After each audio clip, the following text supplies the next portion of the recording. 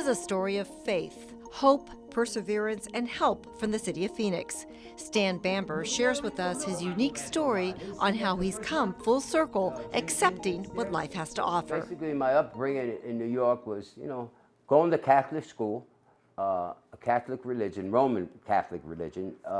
Basically, we had to go to church, and I had to go to the boys' club because, the city on the streets wasn't good at that time. So my father made us go to the boys' club if we wanted to go out and, play around instead of playing in some basketball or a park. We went to a boys' club. Stan Bamber's family is from Naples, Italy, but he grew up in New York City.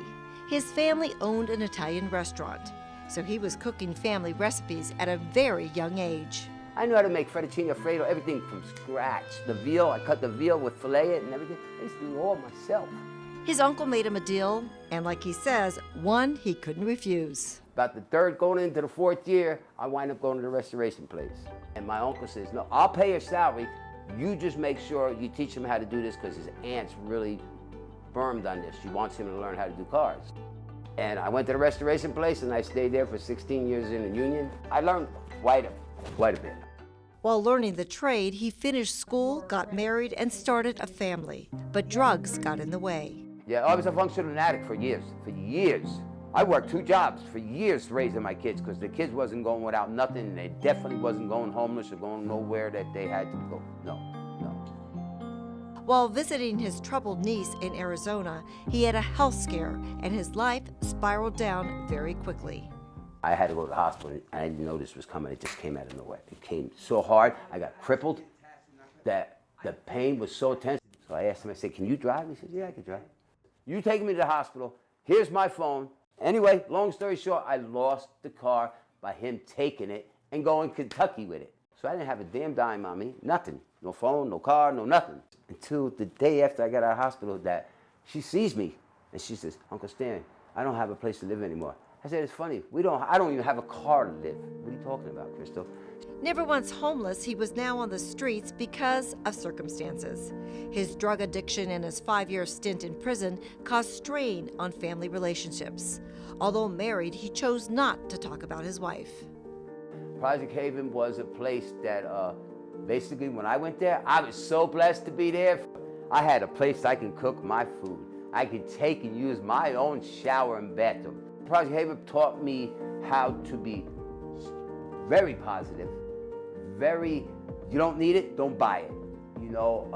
Be direct on what you need, don't abuse your money, don't, just stay positive and concentrate on what you need in life, not what you want, what you need to get. The City of Phoenix Human Services Department played a major role in helping Stan. What our Human Services Department does on a day-to-day basis for those in our community who are experiencing homelessness is really 2 primary focuses. One, outreach. So we have outreach engagement teams that go out as we see individuals who are experiencing homelessness.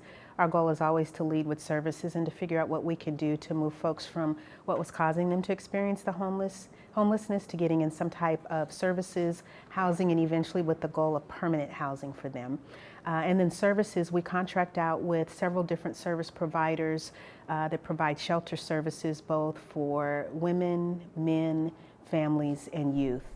When COVID hit last year, the homeless were hit even harder because shelters had less space due to social distancing. And so we partnered with a local hotel to lease 85 rooms, and we call it Project Haven because really it's a haven. That's what we call it, and we want it to be. And it's for individuals who are experiencing homelessness who are considered seniors, so typically 55 or 60 above, and those who are chronically homeless or dealing with some chronic medical conditions. Both Stan and Vanessa are seniors. They met at Project Haven. She, like Stan, had never been homeless, but this place was her saving grace. I got here January 15th in shock, you know what I mean, angry, crazed out of my head, but these people took me in, from the mission, Phoenix Mission handed me over. We were coming in, being dropped off. I'm sorry. And they was handling it. They were handling us, you know, and they didn't treat us with any type of condemnation, no judgment, no anything. And they knew that we were going through it. But they treated us with such care and love, something that I wasn't able to receive nor give because I lost my trust in human kindness, you know. But they restored that for me here. They don't judge you here. It's a no judgment zone.